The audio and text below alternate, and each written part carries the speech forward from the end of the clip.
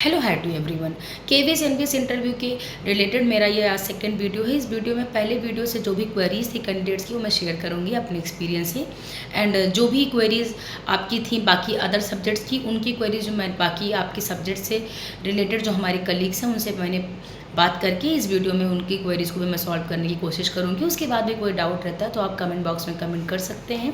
सबसे पहले जो क्वेरी है वो ये है कि मैम जिनका रीजनल लैंग्वेज है, जिनका मतलब लैंग्वेज का एग्ज़ाम है, उनका इंटरव्यू कौन से मीडियम में होगा। मैंने थोड़ा सा उस वीडियो में इलाबोरेट किया था, पर मैं फिर से एक बार बता देना चाहती हूँ कि जब आपके सामने पैनल रहता है तो पैनल में 4 से 5 मैक्सिमम, मेरे ख्याल से 5 तो थे मेरे पैनल में। तो अब 5 में से ये ज़रूरी नहीं है कि सब एक ही एरिया के हैं, एक ही रीजन के हों। सेंट्रल गवर्नमेंट का स्कूल है ये, तो हर जगह ऑफिसर्स अलग अलग एरिया के होते हैं। तो मे बी आप मान लीजिए फॉर एग्ज़ाम्पल आप उड़ीसा से हैं या मान लीजिए आप उत्तर प्रदेश से हैं, तो वहाँ पे हिंदी समझने वाले तो सारे होंगे क्योंकि हिंदी सेकेंड लैंग्वेज में भी आता है।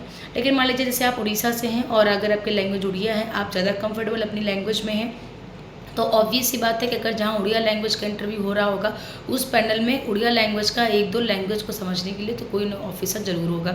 तो आप कंफर्टेबली जिस बात को नहीं कह पा रहे हैं अदर लैंग्वेज में, अपनी लैंग्वेज में आप बोल दीजिएगा।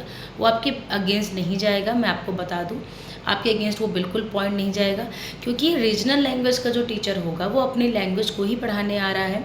तो इसमें कोई दिक्कत नहीं कि बाकी लैंग्वेज में बहुत ज़्यादा कंफर्टेबल नहीं है। हाँ, स्पोकन तक आनी चाहिए, क्योंकि वो आपके एप्लीकेशन फॉर्म में भी पूछा गया था कि एटलीस्ट आपको स्पोकन अंडरस्टैंडिंग तक तो होना ही चाहिए।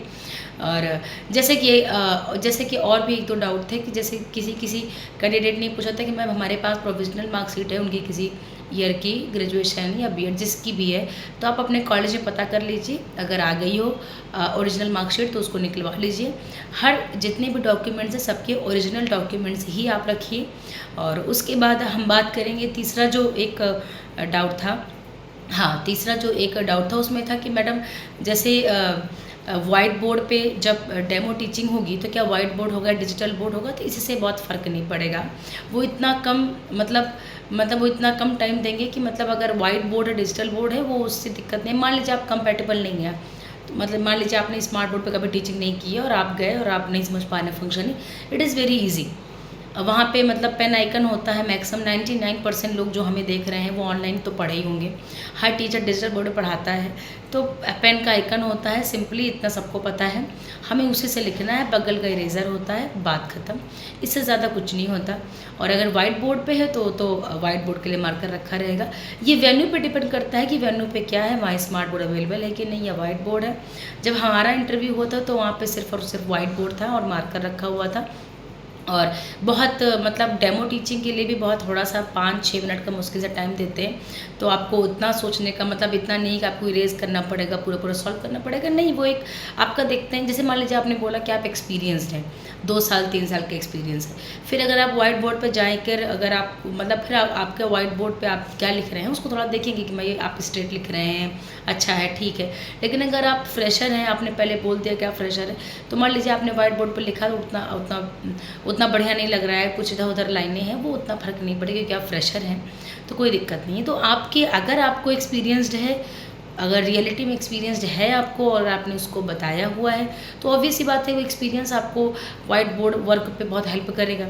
अगर एक्सपीरियंस नहीं है तो आपने वही बताया होगा कि हमारे पास एक्सपीरियंस नहीं है। इसीलिए सच बोलने में ही फ़ायदा है, क्योंकि जब मुझसे पूछा गया था तो मैंने पहले ही बोल दिया था कि मेरे पास एक्सपीरियंस नहीं है सर। एंड चूँकि बीएड की डिग्री के साथ और जब कंप्लीट हुआ था हमारा बीएड और उसके बाद जब इंटरव्यू था, दोनों में ओनली 1 ईयर का गैप था। इट वॉज कम्प्लीटली जस्टिफाइड कि मैं इसकी प्रोसेस में ही थी, मतलब नवोदय का रिटर्न फिर उसके बाद इंटरव्यू की प्रोसेस में ही थी, तो कम्प्लीटली मैंने उनको बोल रखा था। उसके बाद मैं लेफ़्ट हैंड से लिखती हूँ, ये भी एक रीज़न था, तो मतलब लेफ्टी वालों को थोड़ा सा दिक्कत होती है शुरू में। तो खैर वो पर्सन टू पर्सन वेरी करता है। जैसे अगर किसी ने बोल दिया कि 5-6 साल का एक्सपीरियंस है और फिर अगर वो वाइट बोर्ड वर्क पे फिर उनकी एक्सपेक्टेशन ज़्यादा हो जाएंगी, तो मतलब और वैसे भी वाइट बोर्ड वर्क पे आप मतलब कैसे आपकी राइटिंग है उतना फ़र्क नहीं पड़ता है। बस इतना ही देखते हैं वो कि मतलब जो आपने स्टेप्स किए हैं वो ठीक है कि नहीं, मतलब लॉजिकल स्टेप्स लिखे हैं कि नहीं। अगर मान लीजिए मैथ्स का है या किसी भी सब्जेक्ट का है तो एक लेबल्ड डायग्राम है, तो डायग्राम आपका ठीक है कि नहीं, बिल्कुल रफ जैसा तो नहीं बना है। इतना उतना आप कर लेंगे। जो भी मेरे इस वीडियो को देख रहे हैं वो अपने सब्जेक्ट में कई सालों से लगा हुआ है। जितना मैं आपको सजेस्ट कर रही हूँ ये सब आप आराम से कर लेंगे, बस घबराएंगे नहीं तो सब आराम से हो जाएगा। एंड और कुछ डाउट थे, अभी मुझे याद नहीं आ रहा है, मैंने नोट नहीं किया, 2 ही 3 डाउट मैंने नोट करके रखा था। एंड मैं अपनी तरफ से 1-2 जो उसमें स्किप हो गया था बता देती हूँ कि जैसे अगर आप, जैसे वो आपसे पूछते हैं कोई टॉपिक कि आपने कोई टॉपिक प्रिपेयर किया है कि नहीं, तो आप टॉपिक प्रिपेयर करके खुद से रखिएगा, 2-3 बहुत अच्छे। एंड जैसे पीआरटी का है तो पीआरटी के टॉपिक में आपका इंट्रैक्शन बहुत मैटर करता है। बाकी टीजीटी पीजीटी में भी आपका इंट्रैक्शन ऑल तो मैटर करता है, बट आपकी मतलब डेप्थ जो है वो भी मैटर करती है। तो उसी के साथ आप अपना तैयार करेंगे। जैसे कोई पीजीटी का टीचर, तो पीजीटी का तो मेरे पास मतलब जितने कलीग्स थे उन्होंने बोला कि पीजीटी के इंटरव्यूज़ में तो मतलब आपके नॉलेज को ज़्यादा वरीयता देते हैं। तो क्योंकि वो तब जो भी बच्चे हैं उनके पास वो भी बड़े हो जाते हैं, 11th-12th के हो जाते हैं, तो उनको मतलब उसी हिसाब से, मतलब क्लास के हिसाब से, टीचर्स की डिजिग्नेशन के हिसाब से वो जज करते हैं।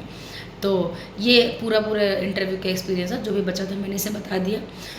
और आपको डॉक्यूमेंट्स क्या क्या रखने हैं वो आपने जो अपने एप्लीकेशन फॉर्म में भरा हुआ है उसको एप्लीकेशन फॉर्म को ओपन करिए, वहाँ जो डॉक्यूमेंट आपने मेंशन किया वो सब आपको चाहिए। सिंपल है, very very simple. Application form open करिए, जो उसमें जो भरा हुआ है सबकी मार्कशीट आप निकाल के अलाइन करके रख लीजिएगा। एंड उसके बाद जब आपको इंटरव्यू के लिए कॉल आएगा, मतलब इंटरव्यू का आपका जब नाम आएगा, तो आपके पास एक मेल भी आएगा वेन्यू के साथ कि ये करना है, इतनी फ़ोटोकॉपी रखनी है, ऐसे ऐसे करना है। तो परेशान होने की कोई ज़रूरत नहीं है।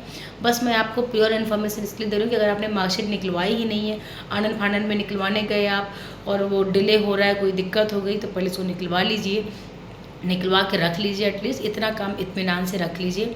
और उसके बाद कोई डाउट हो, कोई परेशानी हो तो उसको पूछिए और अच्छे से तैयारी करिए। थोड़ा बहुत इंटरव्यू का मिरर के सामने थोड़ा बहुत मतलब अपना इंट्रो देने का मतलब प्रैक्टिस करिए। वैसे इंट्रो पूछते नहीं हैं, मतलब बहुत माइन्यूट सा intro, my self Swati Singh, इतना बोलने की भी नीड नहीं होती है। उनके पास आपका मतलब होता है सब कुछ, आप आते हैं उनको ग्रीट करते हैं, गुड इवनिंग, गुड मॉर्निंग, जब भी आपका इंटरव्यू शेड्यूल हुआ है उसके बाद आपकी प्रोसेस शुरू हो जाती है।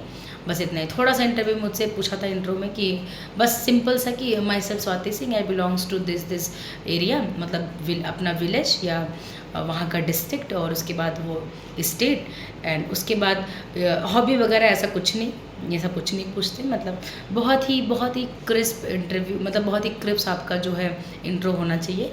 नेम, आप बिलोंग कहाँ से करते हैं, और उसके बाद जब उनको सब्जेक्ट देने की ज़रूरत ही नहीं है क्योंकि उनको पता है वो इंटरव्यू ले रहे हैं। तो वो भी ध्यान रखना है कि मतलब ये छोटी मोटी चीज़ें, ये प्रेजेंस ऑफ माइंड आपको रखना है, बस ओनली प्रेजेंस ऑफ माइंड रखना है, बस इतनी सी बात ही। मिलते हैं नेक्स्ट वीडियो में। अभी भी कोई डाउट हो, थोड़ा सा भी, कुछ भी, आप कमेंट कर सकते हैं, आई विल रिप्लाई। मिलते हैं नेक्स्ट वीडियो में, बाय बाय।